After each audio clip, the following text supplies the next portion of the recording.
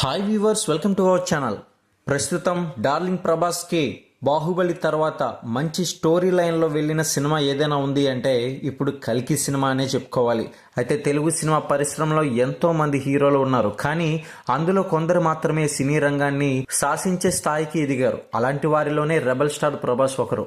ఇక అంతలా అతడు చాలా కాలంగా తనదైన చిత్రాలతో సందడి చేస్తూ పాన్ ఇండియాను షేక్ చేస్తున్నారు.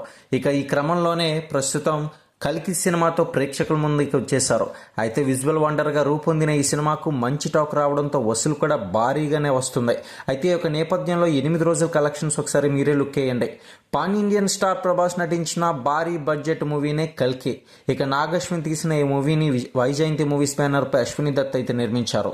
ఇక మొత్తానికి ప్రభాస్ నటించిన కల్కి సినిమా 8వ రోజు మూవీకి ఎంత వచ్చిందనేది గమనించినట్లయితే నైజంలో 65 కోట్లు, సీడెడ్లో 27 కోట్లు, ఆంధ్రప్రదేశ్లో 76 కోట్లతో కలిపి తెలుగు రాష్ట్రాల్లో చూసుకున్నట్లయితే 168 కోట్ల బిజినెస్ అనేది జరిగింది. అలాగే కర్ణాటకలో 25 కోట్లు, తమిళనాడులో 16 కోట్లు, రెస్ట్ ఆఫ్ ఇండియా ప్లస్ హిందీలో చూసుకున్నట్లయితే 85 కోట్లు, కేరళలో 6 కోట్ల రూపాయలు, ఇక ఓవర్సీస్లో చూసుకున్నట్లయితే 75 కోట్లతో కలిపి మొత్తంగా 370 కోట్ల బిజినెస్ అనేది జరిగింది.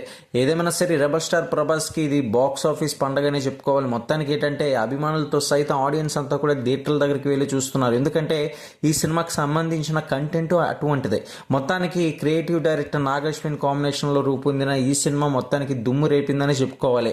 బాక్స్ ఆఫీస్ వద్ద షేక్ చేయడంతో పాటు మంచి కిక్కెక్కిచ్చే స్టోరీ లైన్ కూడా ఉండడంతో ఇందులో కీలక పాత్రలో పోషించిన కమల్ హాసన్, అదే విధంగా అమితాబ్ బచ్చన్, ఇక హీరోయిన్ గా నటించిన దీపికా పడుకొని వీళ్ళంతా కూడా కీలక పాత్రలు పోషించి మంచి విజయాన్ని దక్కించుకున్నారని చెప్పుకోవాలి.